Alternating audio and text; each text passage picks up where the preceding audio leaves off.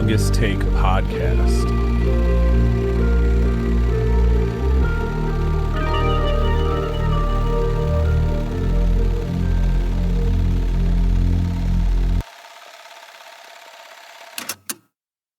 Thank you for tuning in to the Longest Take podcast. In today's episode, we are joined by Kurt Carley. Kurt Carley is a highly accomplished creature performer, suit actor, whose physical performances have helped define some of the most iconic monsters in modern film and television.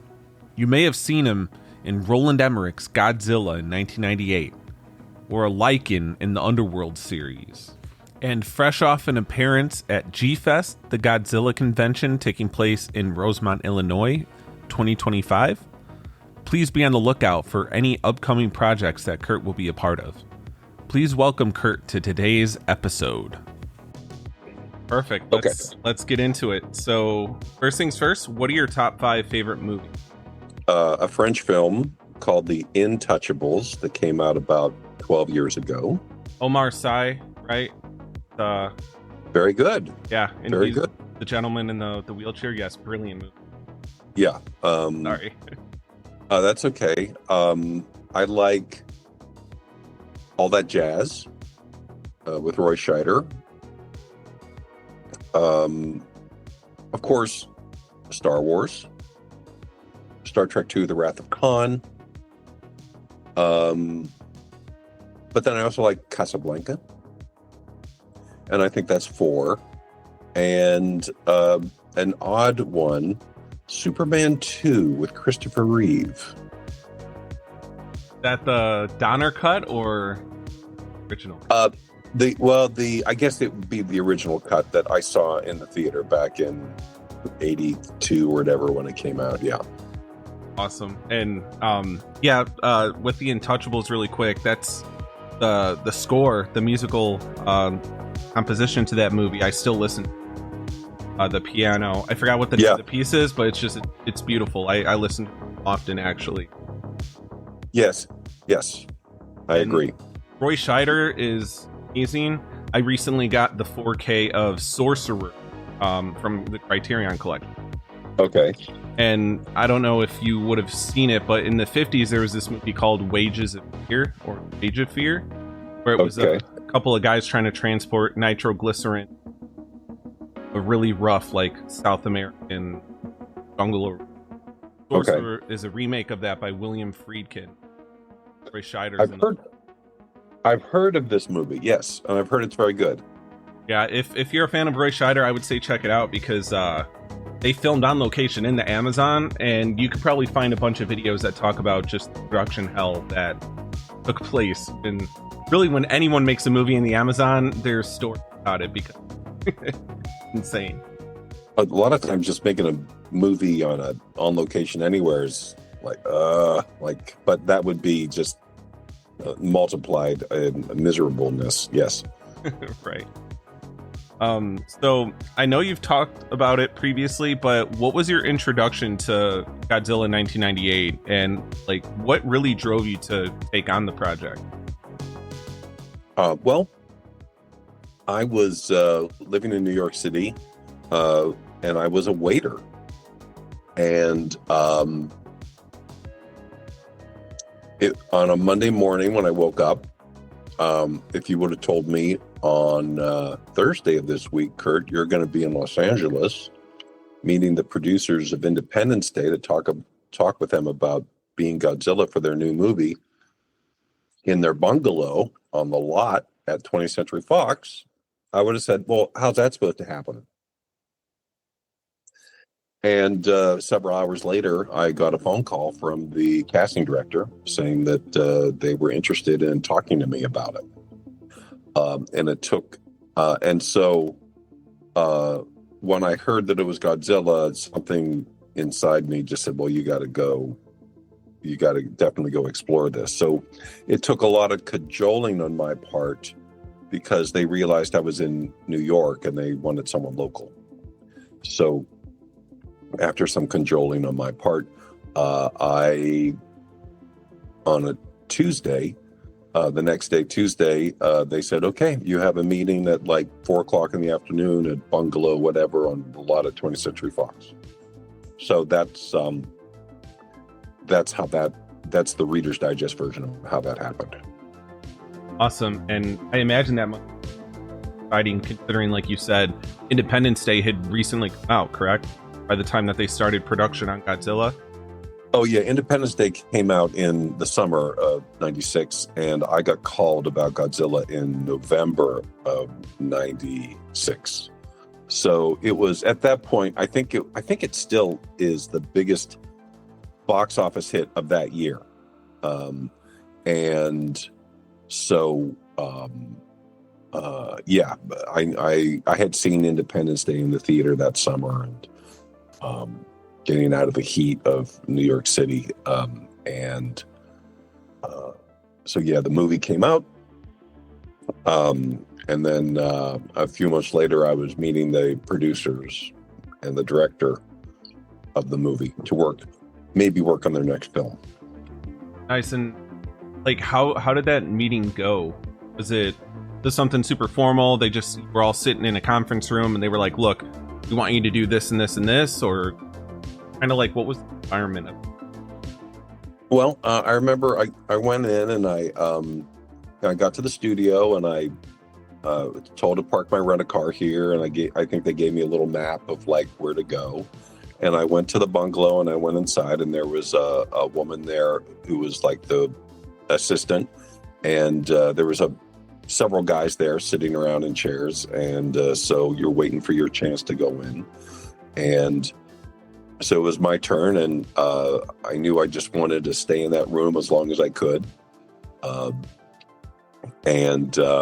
So I met a lot of producers and visual effects people, and they told me like what techniques they wanted to do for the movie. So it was going to be keyframe animation, it's going to be motion capture, and miniature work.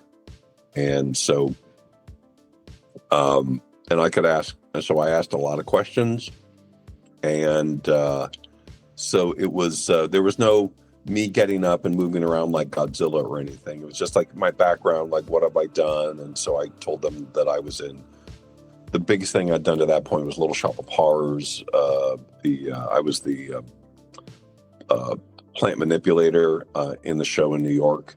I was an understudy briefly, but I was in the show in New York. And then I did it a number of times around the country in regional theaters around the country.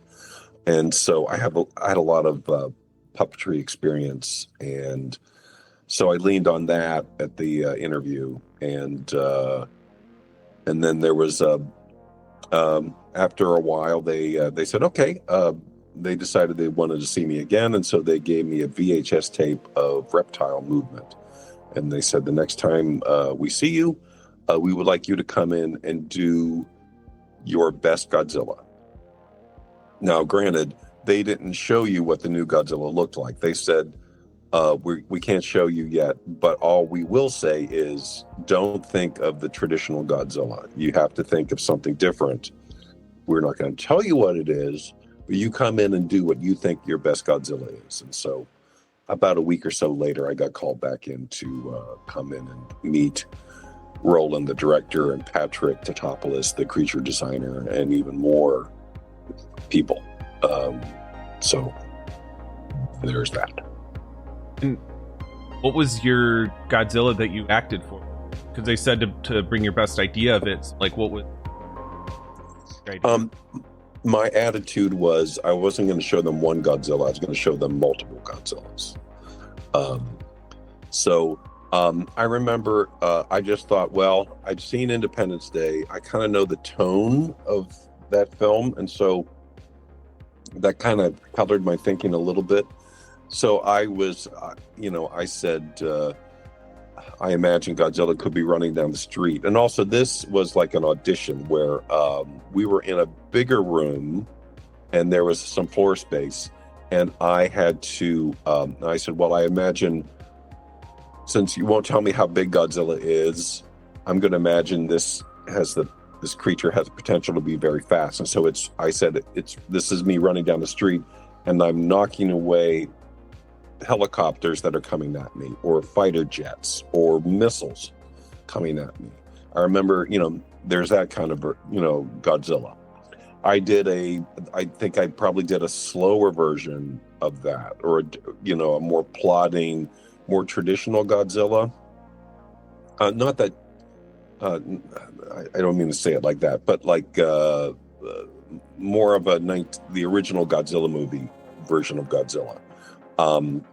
So I wanted to show them, like, I have more than one idea. I have a lot of ideas about how this might go. So that was my attitude going into the audition. That's such a fascinating process to how get this all started. And with that, I want to go back to that videotape for a second. So what are some of the reptiles that they had? Because I think I imagine it's a lot, but that's so interesting. Yeah, it was like alligators, crocodiles, attacking things, slithering into water or slithering out of water, and the S serpentine movement that they have. Snakes being coiled up and attacking. Maybe even a cobra coming up and being ready to attack, and just a small twist of the head here and there. I don't think it, and it was all, as I remember, it was all live versions of reptiles. There was no Jurassic Park footage in there. There was no other animated or stop motion animation reference material. It was all like stuff that would have been cut from an old TV show called Wild Kingdom, Mutual of Omaha's Wild Kingdom. So it was all real footage of reptiles. Awesome. And I haven't seen it in a while, but just how Godzilla moved and even how Godzilla looked, it's very reminiscent. A lot of different reptiles. And I would say it's executed. Yeah. And I know that this probably comes up a lot, but for a while there, I think it's eased up a little now. There was always a little bit of animosity towards Roland Godzilla because how different it was. It was different to what Toho was saying. Did you happen to experience any negativity in that, or were you separated enough from the final product in terms of you're doing background stuff where people weren't like, oh, that's the guy, we don't like that guy. Right. Did you experience any of that? Maybe to a degree. I know that when we were making the movie, we were kind of put in a silo. Like you're doing today. It's you're with a miniature effects unit. Tomorrow, which is its own world in a different location in LA, or you might be doing motion capture work this week, and that's at another location in LA. Or you might be on location playing a baby Godzilla in downtown Los Angeles, doubling as New York City. So we were siloed, and so obviously the movie, when we were making the movie, no one could tell me if they liked or disliked the Godzilla that I played. And yes, I've gotten some, you get some grief because, people didn't like the Godzilla I played. And that's fine. That's your opinion. I'm not going to fight anybody about it, or figuratively fight anybody about it. That's great. That's your opinion. But yes, I did get some minor backlash, but I'm an adult. I can take it. Right. And it's not like it was anything like in, I know when the Phantom Menace came, there was a lot. Ahmed Best, I think, guy who played Jar Jar Binks. I mean, there was a whole bunch of stuff thrown in. So it was nothing that intense, right? No. But I just know that people have their opinions, and that's fine. And when I was at G-Fest a couple weeks ago, I met lots of guys who grew up with my Godzilla, and they really, really like the Godzilla movie that I was a part of. But also, when you make a movie, there's so many different moving parts, and in hindsight is 2020. It's like, well, why did you do this? Like, well, we didn't have the time, and that might be a cliche answer, but a lot of time it's the truth. Like, well, we've got to get something, we've got to do it this way because we're running out of time. I have a friend who, I won't say the film franchise, but he works on a very popular film franchise, and he is an integral part of the post-production of, and this very big movie he was working on was coming out in May. And I was talking to him in the December before the movie was to be released. And I said, how's it going? He said, we're running out of time. I said, it's only December. It comes out May. It's coming out in May. And he said, we're running out of time. So it's, you're fighting the clock a lot of times with this stuff. So, yeah, people don't like it. Hey, I understand. Well, then you go and make your Godzilla movie. And yeah, and I'm glad you mentioned G-Fest, because to me that feels like a full circle moment, at least for you, because you were a part of Godzilla so long ago, and then now this year, I mean, you finally I'm sure it felt great to kind of feel that appreciation, because I mean, what you said, people grew up with it. I grew up with it too, growing up in the 90s in West. We had the other Godzilla movies that I also loved, but to get the American one, we were like, oh cool, this is awesome.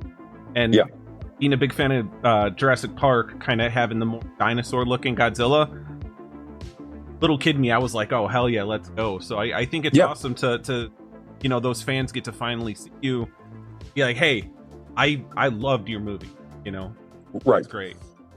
Yes, and that was very gratifying. And I did not expect the volume of people come up to me that said, like, you were my first Godzilla. I love this movie, and I'm sorry it gets grief. So I was not prepared for that.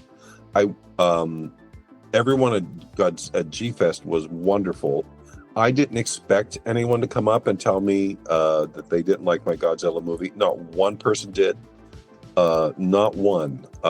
And it was quite the opposite. Just people, guys and some girls of a certain age who, said, you were my first Godzilla. You were my introduction to Godzilla. And then I realized, oh, there's other Godzilla movies, not just this one, so. Yeah. Like, there's more than one James Bond film.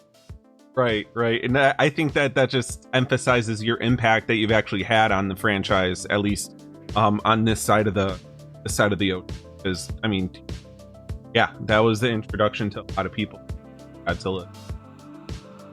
Yeah. And I feel like I know the answer to this already, but was there ever talk of you being involved with like a follow-up Godzilla after that one? Or when this one came out and you had the reception to it, was it just kind of like they didn't want to really? I think I could read the tea leaves. The way it performed, I wasn't expecting to. I certainly wasn't thinking they were going to make another one after several months after the movie comes out. But I do know that this is a long time ago. When they were talking about doing a new movie, and I got through a mutual friend, I got the email address of one of the producers, and I sent them an email, just said, hey, I would love another shot at this. But I don't know if that particular Godzilla project ever got off the ground, because a lot of times in the film business, stuff might be announced or there's talk about doing something and it doesn't happen for a myriad of reasons that you have no control over. But yeah, I was never thinking ever like, oh, well, we'll do a sequel, and I'll definitely be doing that for sure. That would have been nice, but I didn't walk around. I didn't have the attitude that was automatic, in the bank. Yeah, and I mean, we didn't even get it. Well, what was 12 years later in 2014, right? That's when Legendary series kicked off. Right. Yeah. Perhaps. Yeah. You would know better than I. Yeah. Sorry, big. I like anything Godzilla. I'm just I love it. But shifting gears a little bit. So another thing that I grew up with. So I think I watched this video before YouTube was a thing, possibly. But in 2003, there was this fan film called Batman Dead End, and yes, it predated Alien versus Predator, which I thought was really cool. It had Batman going up against a Predator and Alien. How did you get involved? The Joker? Oh yeah, and the Joker. That's right. Yep, I think he was the first casualty of that video. He gets pulled away. How did you get involved with that project, and what was it like? Well, a friend of mine was supposed to be the Predator that fought Batman in that, and he had another gig to do, and so he recommended me to the director Sandy and the producers. And so I went in and met and auditioned, and like a week later they called me and they gave me the job. And so that was, I knew that there's no pay, but my attitude is generally like I try to say yes to everything I can, because you never know, it could turn out to be something really cool. Sometimes you do projects, I'm like, that kind of missed the mark. Batman Dead End was one of those things that exceeded my expectations for it. Not that I had low expectations, because I knew the talent of the people working on it, but there was a lot of time and passion and care that went into it by the director and the producers and the cameraman and the crew that made that little film kind of special for some people. Yeah, and like I said, it's one of those that the fact that it predated YouTube and it was still like, I don't even know what side I would have seen it on, but watching it back then was so cool. Didn't have Batman Begins. It predated the Nolan movies. Alien vs. Predator. And I thought it was also cool that when Sandy went back and made World's Finest, you had a role as Lex. So was that I'm sorry, I didn't mean to interrupt you. No, you're good. Was that just a trailer, or did you guys actually film something for it that was only a trailer? Or that was a TV show on the CW for 6 years, didn't you know? I'm just kidding. No, I was gonna say, whoa, what? Like what? Yeah, that was just it was meant to be, the end result was really what it was meant to be like, look like a trailer for a Superman Batman movie.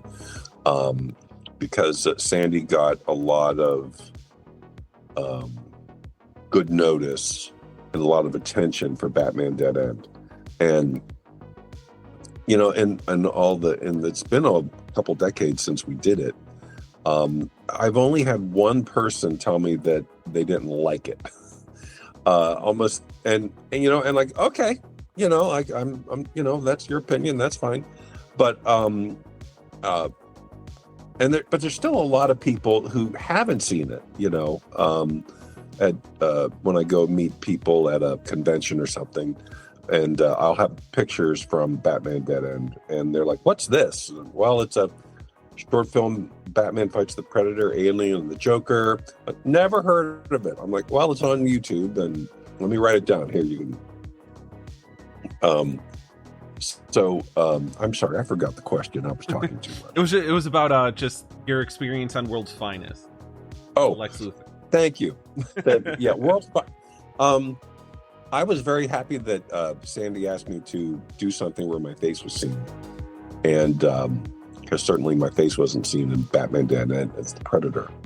And it was like, Batman Dead End, we shot that in an alley in North Hollywood at night, shooting all night.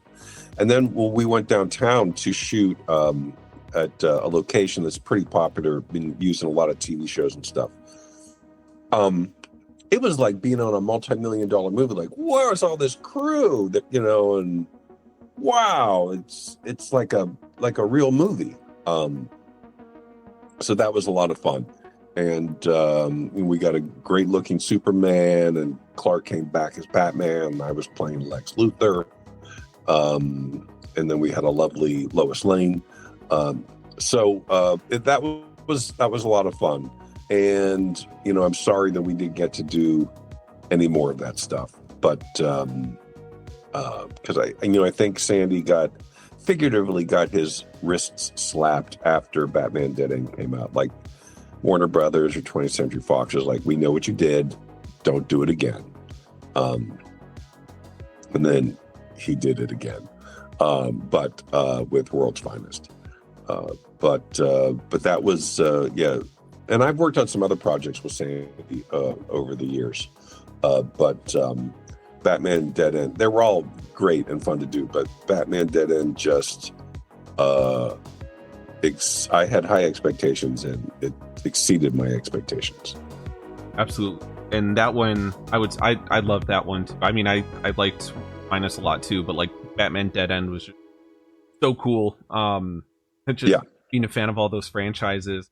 So I'm guessing that was like a water machine to generate the rain when you were filming, correct? That was a homemade rain machine made by the producer. One of the producers made that, and because that was, Sandy was spending his own money, and there was a lot of imagination and creativity, and a lot of people doing favors to make that happen. But there was no rain truck, and right. And so it was a rigged up thing that worked, that just worked. And yes, we were wet all the time. I felt really bad for Clark because he just had a skin suit on basically, and we shot that in March at night. It's in LA, which can be a little cold. Right. And with the costuming that you guys had and everything, did the water damage any of that? I mean, give that, or was everything? Everything was pretty durable, and also we, if we were shooting for 6 weeks, that might have been a problem. I'm not such an aficionado of the suits and the paint the ink paint that they use. But we shot 2 nights in a row, and then we had to come back one more night, as I remember, for some pickups, some reshoots. But the costumes, they were made by people who make, monster suits for, quote unquote real movies. So they were excellent. They were well made, and they were very durable. Yeah. And they looked incredible. And that kind of like transition the question, because it deals with costuming a little bit, but I would say, and sorry if it's offensive, but a lot of the acting that you do, for instance, they call it creature acting, or that you're a creature actor, right? Does that sound? Yeah. Suit performer. Yeah. And I mean, it's fascinating to me. I had someone on a couple months ago who was also, a creature actor, which I don't know if I had anything in here for it, but they also played a creature in Cabinet of Curiosities, by the way. Okay. Not same episode as, I don't think you know them. Evan Kepi is his name. Okay. Really, really nice guy. But what got you into that? I mean, obviously there was Godzilla that kind of, I imagine that was your big push, but you're into puppeteering. What made you interested to do types of performances? Well, it all started a long time ago. I was in college, and I was studying theater, and the professional company where I went to school was going to do a production of Little Shop of Horrors. And I was able, they had someone to play the first act Plant, and then they needed someone to do the second act Plant. And so I was very lucky and I got the job. And I wanted to do it because it looked really interesting and something I could do.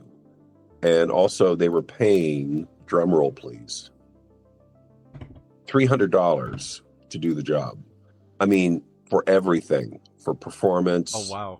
For rehearsal, everything was $300. And not a joke. And like I needed $300. So I did that show, because there's something about it just said like, I want to be involved in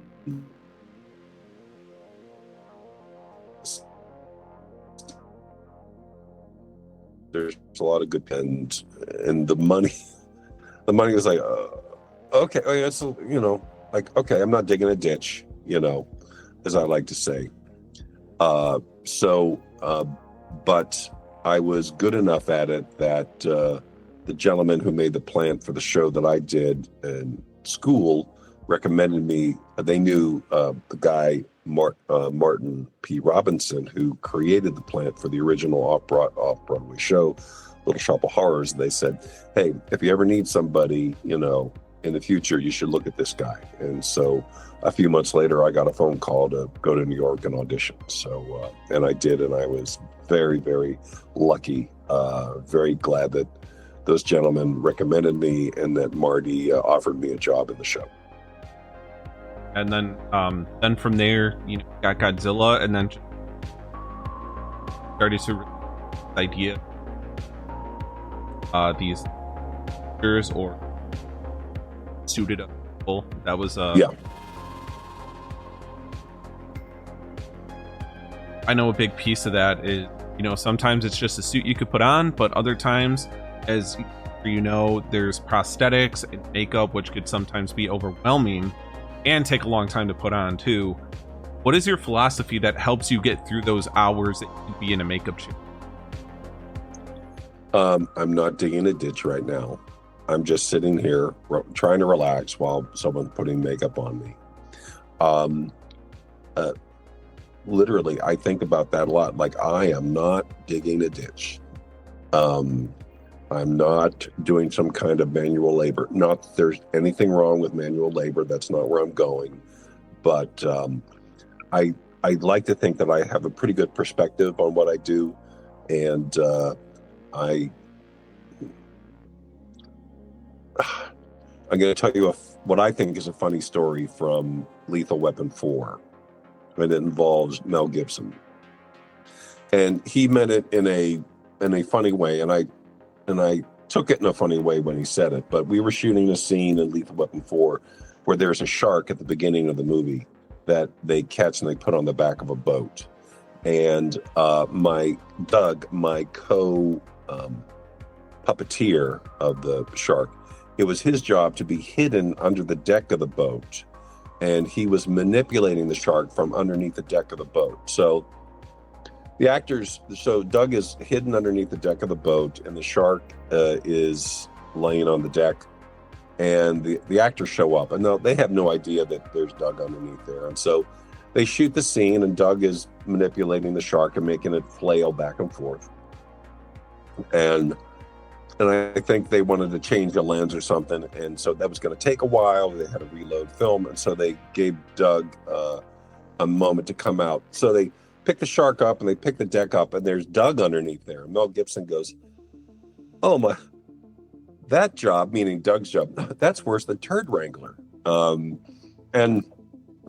maybe for I didn't take it as an insult or anything, and maybe to him it would be, but it's still better than digging a ditch, being stuck under the deck of a boat, right? Puppeteering a shark. It all depends on your perspective, but when you get in, you're going to be in the makeup chair for 3 hours. For me, the toughest thing for me is I want to fall asleep. because those feeling those brushes, those small brush strokes on your face just make me want to fall asleep. So that's part of my challenge, is to stay awake. Because you can't really put makeup on me unless I'm lying down, and I'm never allowed to lie down for some reason. But when I get makeup on, but you just know it's going to be several hours, and if you're going to be doing it for several days in a row, the makeup artist will get faster. They will get faster at it. But I did this TV show one time, and I had to wear this very heavy costume, and the AD, the assistant director, said, "Okay, Kurt, we want you ready at 10 a.m. because we don't know when we're going to use you, but you have to be ready at 10 a.m." Like, okay, we were ready at 9:45, and didn't get called to set till 2 a.m. So 16 hours later, I got called to set. No way. And oh yes way. And then had a shoot, and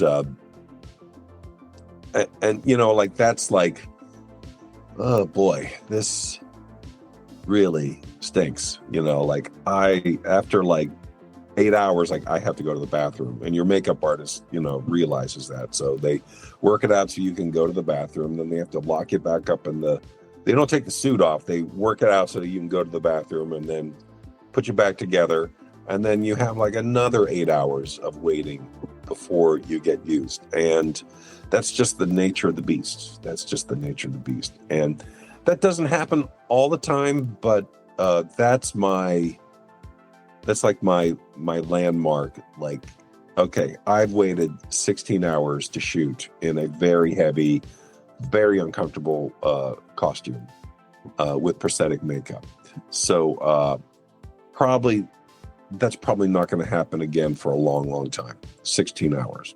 And that is no lie. I'm not exaggerating one bit. It was 16 hours. So what do you just there with their people?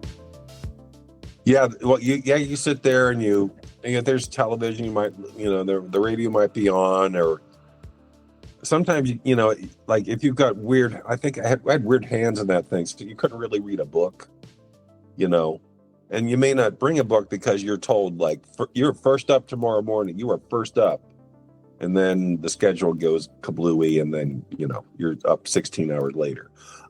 So there's a lot of going into a mental state where I'm not really here. I'm somewhere else.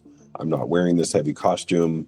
I'm going to find a different way to relax inside this thing to preserve my energy, because wearing prosthetics and a heavy costume, it does it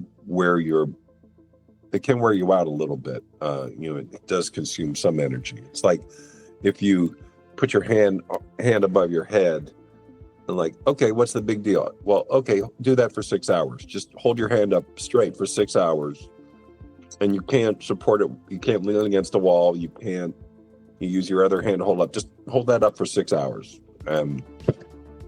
That's sometimes a little bit what it's like when you're wearing a heavy suit and then the prosthetics. I can imagine that taxing. That's why most people who do it, they love doing it. That kind of helps get you through the day, right? Yeah. Loving what you do. And I know you've done a little bit of comic book stuff with the films. You obviously Godzilla, a little bit of horror too.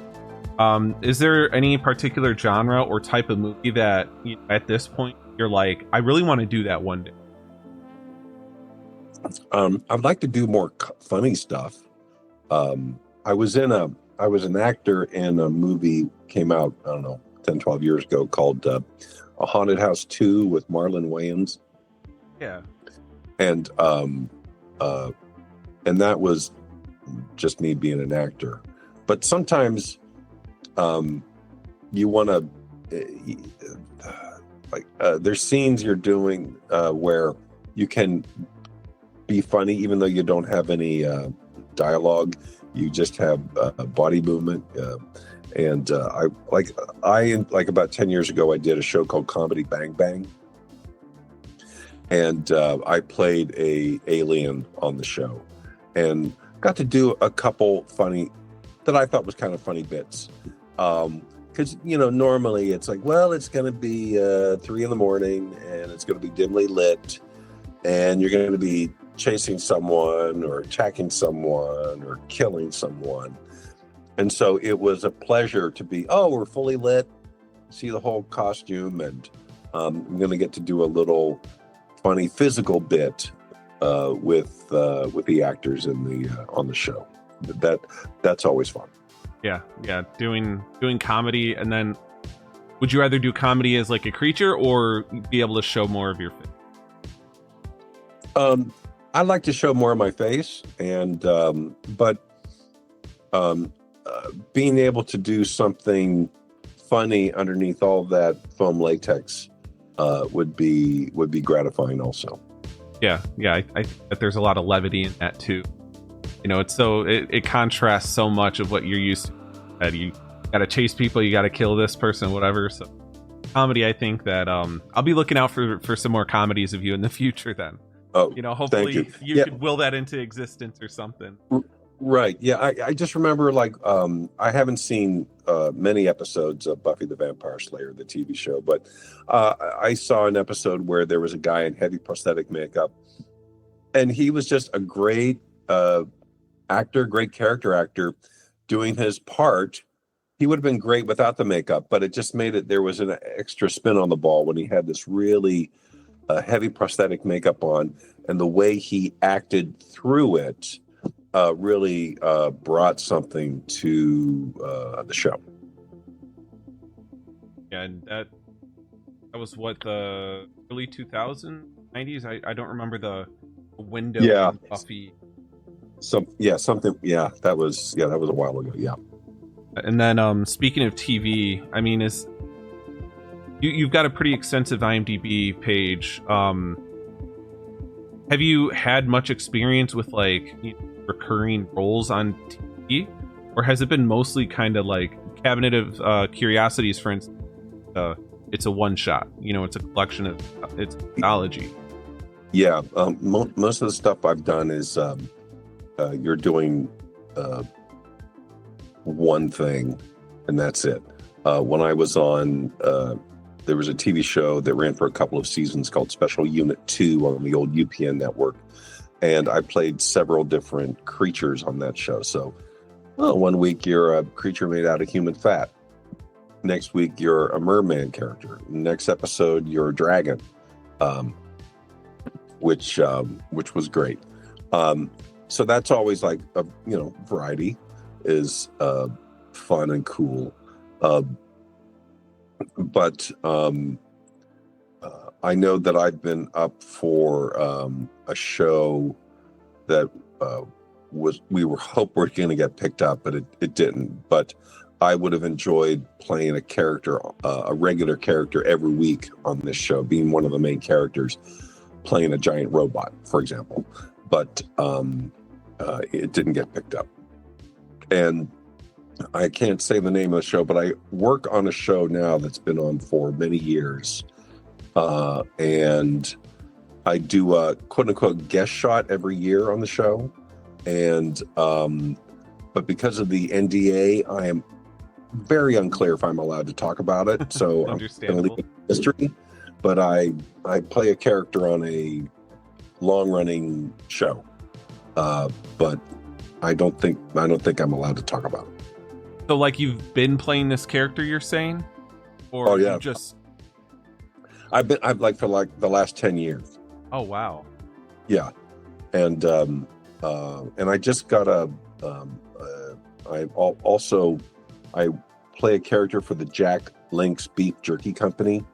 I don't play the Yeti. That's my friend Doug Tate. Nice. But I'm sorry, the Sasquatch. Doug plays the Sasquatch. I apologize. The Sasquatch has a new friend, a Yeti. like a snow monster, an ice snow monster, for Jack Link's, and that was fun because I've known Doug forever, and we got to go up to Canada last year and shoot some commercials for the company. So it's always fun to work with your friends and have a good time, especially such like a funny commercial. I mean, I've been seeing those on TV for a long time now. Absolutely, yeah. That must be so much fun, and having a friend a part of it. That really sounds. Yeah, and Doug does a great job playing the Sasquatch. Yeah, I agree. I definitely agree. And you said you play the Yeti then? You're the Yeti, he's the Sasquatch? Yeah. Okay. Yeah. So I like to start and bookend these start and finish these. Same question for everybody. So where do you see yourself in 5 years? That could be personally, professionally, whatever, just, 2030, which is insane to think about. Where do you see yourself? I think I'm going to be, I would hopefully see myself doing something a little bit different in the entertainment field. I'm not exactly sure what that is because, sometimes you make plans and your plans don't come to fruition, but you end up doing something different, which is tangential to what you always wanted to do. It's kind of a little bit like you're not hitting the bullseye, but you're hitting the target, if that makes sense. But I would like to be doing something a little bit different, in addition to what I do now, something a little bit different in the entertainment field. So do you mean like maybe you want to try out writing, directing sometime? Like writing or producing my own things. Yes. So I think in 5 years, I would like to see in 2030, like you said, that's crazy that it's going to be 2030 in 5 years, but of course, time marches on. Yeah. But yes, do add to what I've already done to my oeuvre and see how far that can take me, instead of just playing monsters and doing lots of heavy makeup things like that. And you on those types of things, or is that just? Oh, I'm working on a project right now. Of course, it's no point in talking about it because right. There's lots of people who will say they're doing something and then 5 years later that nothing's ever happened. But I'm working on a project right now, and but it's always odd. You're working on something and you think you're going in this direction, and it spins off into something else, which is just as satisfying. And you didn't see it coming. You didn't see that this road would open up for you. Just like when I got called completely out of the blue about auditioning for Godzilla 1998. I was not even in Los Angeles. I had no idea that it was happening. And I still, to this day, I have no idea why they called me. I have a rough idea. I have a guess, but I didn't send any pictures and resumes to Los Angeles or anything like that. So just, life is crazy sometimes. Yeah. I imagine, was it just somebody I know you said that you had a friend who recommended you the stage show in New York. Mm-hmm. You, I guess, theorize that it could be something similar. Somebody that you have crossed paths with, like, I know somebody, blah, blah, blah. I don't know. The only thing I can think of is this is way before the internet was as powerful as it is today, but they used to get the Screen Actors Guild would send out a tangible magazine that you would get. And in the back was a card that you would fill out. They put those in every once in a while. And it was, you write in your name, your address, your contact information, and then any special skills you have, and your height, your weight. And so the only thing I can think of is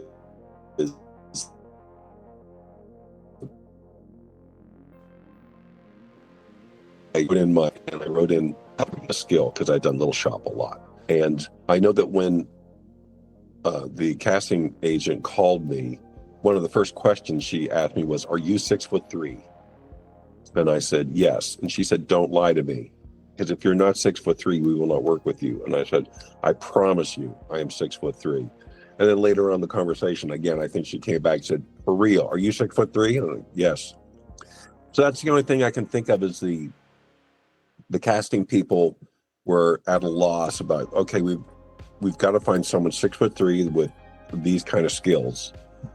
And they maybe went to the union and asked for, something, some computer or some database spit out my name, and I got called out of the blue. That's the only thing I can think of, but it was just kismet, I guess. Still pretty awesome story.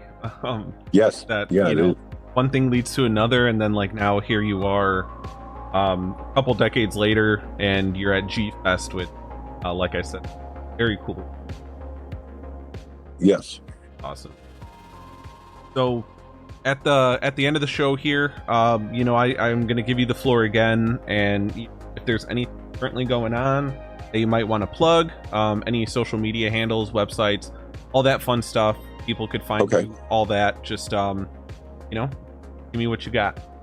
Yeah, my social media game could use some improving, but if you want to find me on Instagram, it's Kurt Carley 3000, KURTCARLEY 3000, and come over and say hi.